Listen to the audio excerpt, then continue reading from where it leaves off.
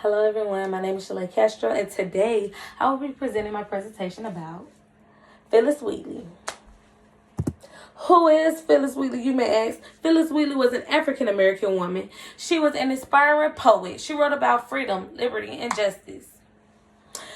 Miss Phillis Wheatley was born around 1753. No one really knows what exact day she was born on.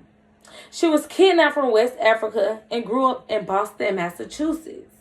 Phillis Wheatley died on December 5th, 1784.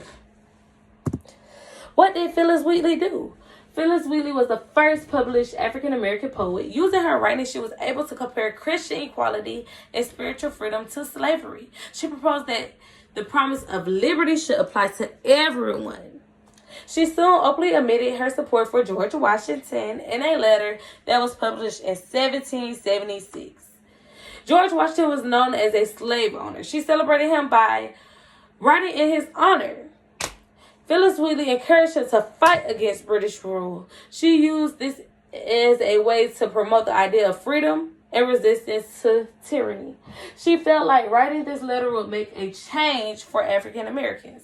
Some of her accomplishments were first published African-American poet, first slaves to publish a book, gained recognition, proved African-Americans are able to be intelligent, and had that conversation with George Washington.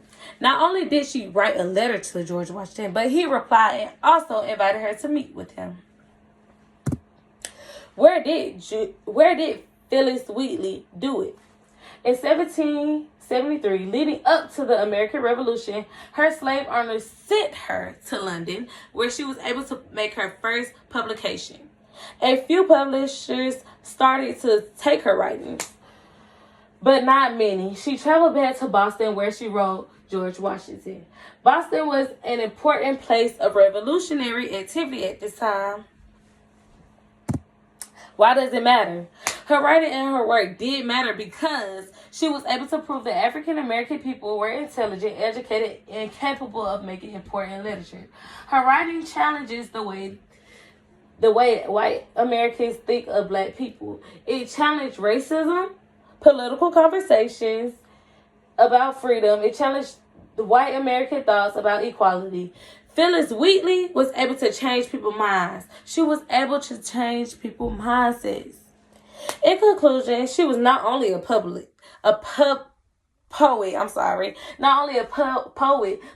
that talent, creativity, and intelligence cannot be limited by race.